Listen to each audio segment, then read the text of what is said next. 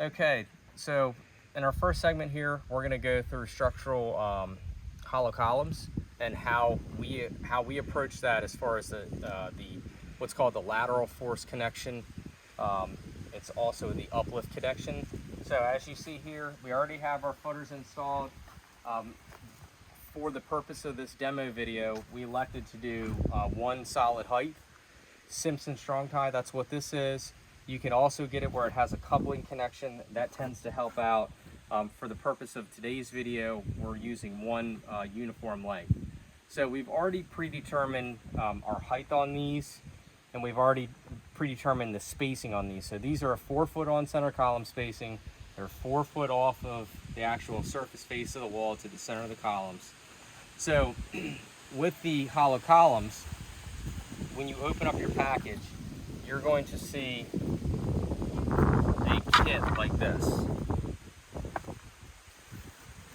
So in simplicity form, you've got your base detail, your columns, your structural column shaft, and your capital detail.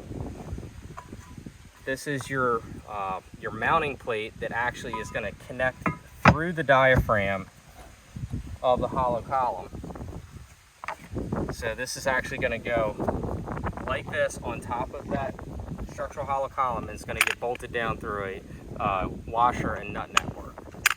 So long and short, it gets mounted in this fashion where the 1/4 inch plate material, the solid non-drill plate, goes on top of your hollow column.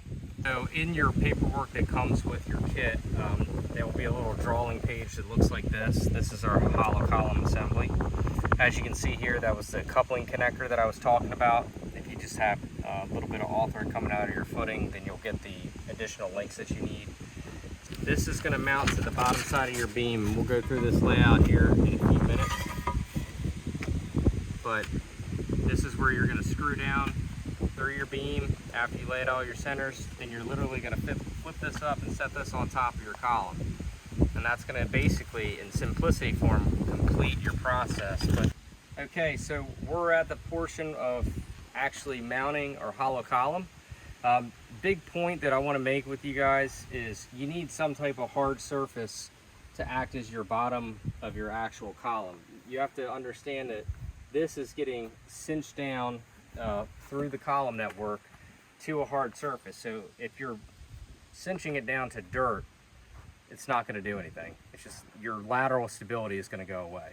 So your hard surface has got to be done before you even think about putting these things in. So we've got a quote unquote hard surface underneath here. So what we're going to do is we're actually going to hoist these guys up and we're going to put them in place. And I just put my base down, so I'm going to walk that right in there.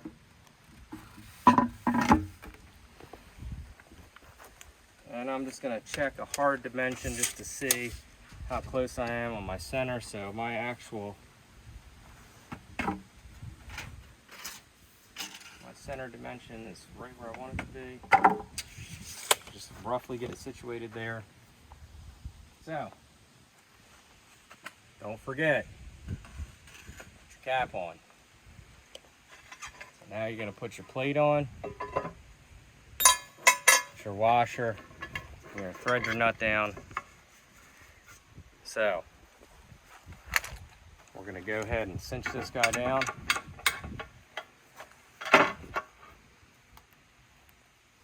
I'm just going to check a couple parallel dimensions.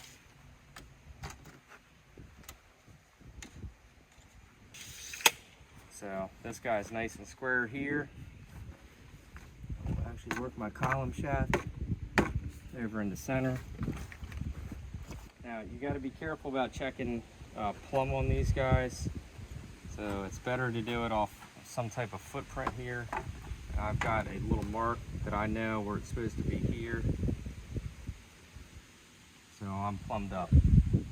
So in simplistic form, that's this portion of the install. Once you're all said and done, you're going to get your trim network here. You're going to fasten this guy up in place. We've got our columns installed. We've bolted them down, washers and nuts on them. We've got our little cap piece that we talked about. So now what we're going to do, we're going to come over and we're going to lay out the center line of the columns, which we've already done, or center line of the beam, and then we're going to transfer our column centers out thereafter. So I know that this is, it is a 68-inch long beam, 34 is my center. I'm going to mark 24 on center thereafter. So I've actually transferred that underneath of here. And I've actually, these outer dimensions are the actual center, or they're the actual physical outer dimensions of this plate based off the column centers. And you can see we've already pre-drilled our 1/8 inch holes into the beam body on both sides. So same thing here, we laid out our center and balanced the plate thereafter, drilled our 1/8 inch holes. So our 2-inch screws and go down into the actual beam. So it's a little bit different from the other connection where you're using lags.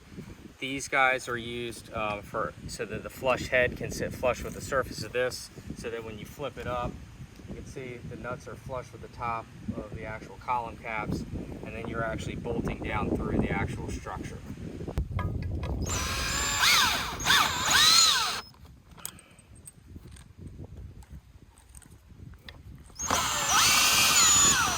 Before we go ahead and flip this guy up, there's one step. You're required to put a vent plug in for our systems. What that does is, as we connect through the tops of the diaphragms with the rafter network and the lath network, we puncture little holes throughout the structure. So we allow these ventilation plugs and drain plugs, which I'm going to drill with this 3/4 Foster bit, and we have a little plug that has a screen in it, and we'll show that to you in a separate excerpt. But that goes into these specific locations. You want them just inbound of the structural columns. So I'm actually going to drill, it's a 3/4 inch hole with a Foster bit.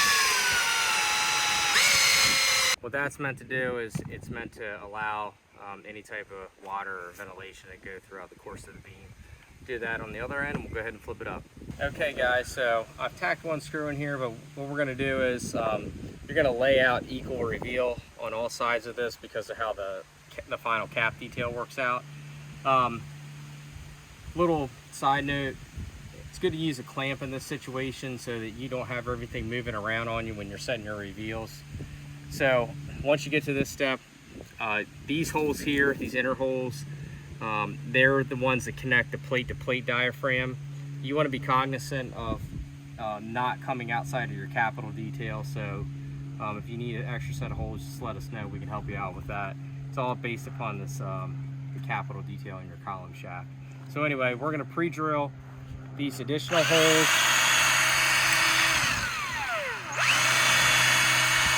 And that's going through the aluminum plate down below. And yes, I have pre-drilled them.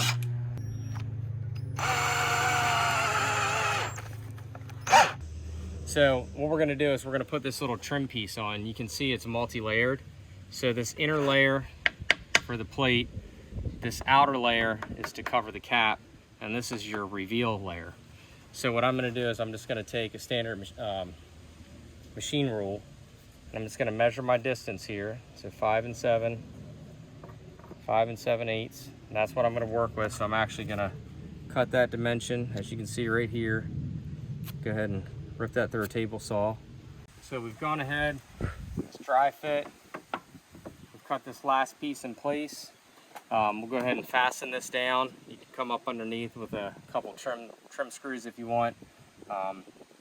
Outdoor rated stainless would probably be my best option, because you're going to have to connect these guys anyway when you get it all said and done. We're in the process of adding a third vent plug in the middle. This is again just because of ventilation and drainage purposes. So we've got our center layout of our beam. I've got my 3/4 Foster, and we're literally going to drill this. I've centered it up in the actual bottom of the beam network.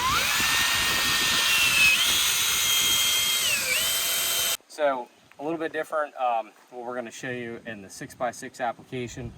What we can actually do now is we'll take and use the top of our